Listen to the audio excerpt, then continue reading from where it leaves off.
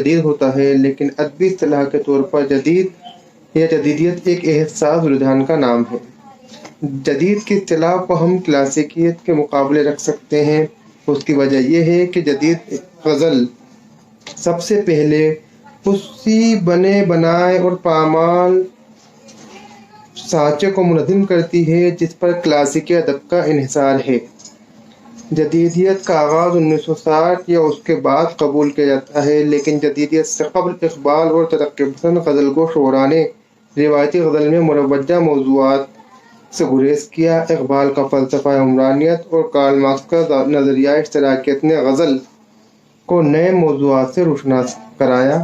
اس لیے جدید تحریک سے قبل جدید غزل کی شروعات اقبال سے ہی مانی جاتی ہے۔ 1960 کے بعد باقاعدہ طور پر جدید رجحان کا آغاز ہوا۔ تب غزل کی حیت اور موضوع دونوں میں تجربے کیے گئے، تخلیق کار کو اظہار کی آزادی بخشی گئی۔ جیسا کہ ہم جانتے ہیں کہ غزل کی شناخت اس کی ظاہری حیت سے ہوتی ہے۔ 1960 تک غزل کی حیت میں کوئی تبدیلی نہیں کی گئی، لیکن جدید غزل کو شعراء مظہر امام اور بشیر بدر نے بترتیب آزاد غزل اور نثری غزل کے طور پر غزل کی حیت میں تجربات کیے، لیکن یہ تجربات مستقل طور پر کامیاب نہ ہو سکے۔ جدید غزل میں جو موضوعات یا افکار ہیں وہ بھی کلاسیکی روایت سے ہٹ کر استعمال میں لیے گئے ہیں۔ مثال کے لیے جس عہد میں جدید غزل وجود میں آئی وہ زمانہ دوسری عالمی جنگ کا، ہجرت کا، صنعت کاری کا اور فسادات کا زمانہ تھا، جس کا اثر انسانی جذبات پر ہوا۔ انسان خود کو تنہا سمجھنے لگا۔ اس میں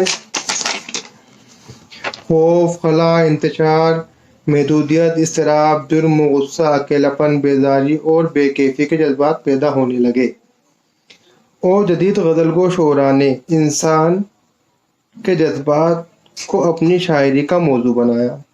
بقول بشیر بدر، جدید غزل وہی ہے جس میں آج کے انسان کے احساسات ہوں۔ ان انسانی احساسات کی عکاسی جدید غزل میں ہندوستانی رسم و رواج، تہذیب و تمدن، فطرت، میلے تہوار کے ذریعے براہ راست کی گئی، اور ان موضوعات کی ترسیل کے لیے نئی علامتیں اور استعارے وضع کیے گئے۔ مثلاً احمد مشتاق کا ایک شعر: دھوپ ساون کی بہت تیز ہے، دل ڈوبتا ہے، اس سے کہہ دو کہ ابھی گھر سے نہ باہر نکلے۔ جدید غزل کی ابتدائی نقوش باقاعدہ طور پر فانی، اصغر، جگر اور فراق کے یہاں ملتے ہیں۔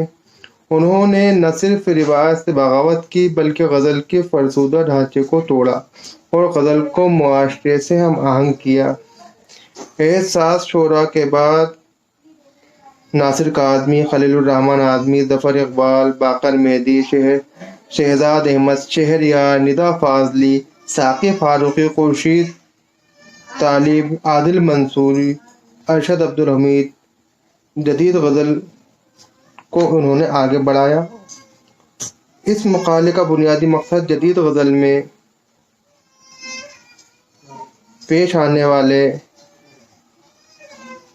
تجربات، چاہے وہ حیت کے ہوں یا چاہے موضوعات کے، ان کی شناخت کرنا اور ان کو منظر عام پر لانا ہے۔ شکریہ۔